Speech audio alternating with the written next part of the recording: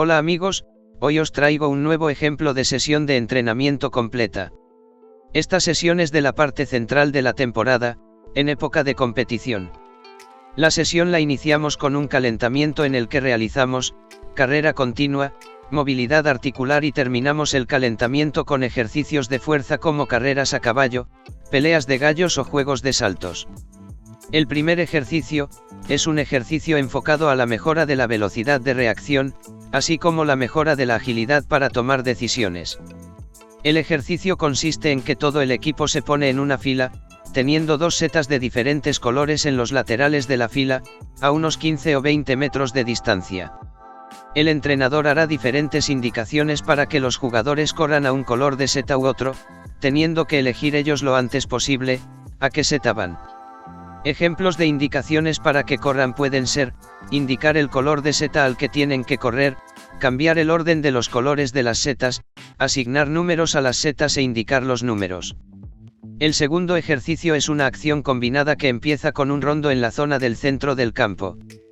Cuando el jugador roba el balón en el rondo, pasa a la siguiente acción que es un 1 contra 1 en el que tienen que acabar finalizando a portería. Y por último, una vez finaliza la acción de 1 contra 1, el jugador acude al área para rematar un centro lateral puesto por uno de los compañeros. El tercer ejercicio es una posesión 3 contra 3 en la que marcamos unas zonas de marca en ambos fondos de la posesión. El objetivo de la posesión es conquistar las zonas marcadas, mediante pases al espacio.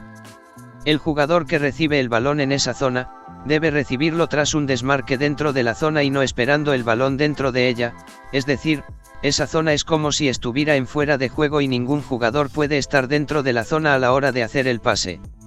Y por último, realizamos un ejercicio de doble área de 3 contra 2. Disponiendo a 4 equipos de 3 jugadores, se coloca un equipo en cada uno de los palos de las porterías. Se inicia un ataque uno de los equipos siendo el primer ataque un 3 contra 0 y a partir de esta jugada, iniciamos una secuencia de contraataques alternando los equipos de porterías contrarias. Al finalizar la primera jugada, el último jugador en tocar el balón debe salir de la zona y realizar uno de los ejercicios marcados antes de poder ayudar a su equipo en la defensa de la siguiente acción. El resto del equipo debe defender en inferioridad 3 contra 2 un contraataque que se inicia justo después de acabar su ataque.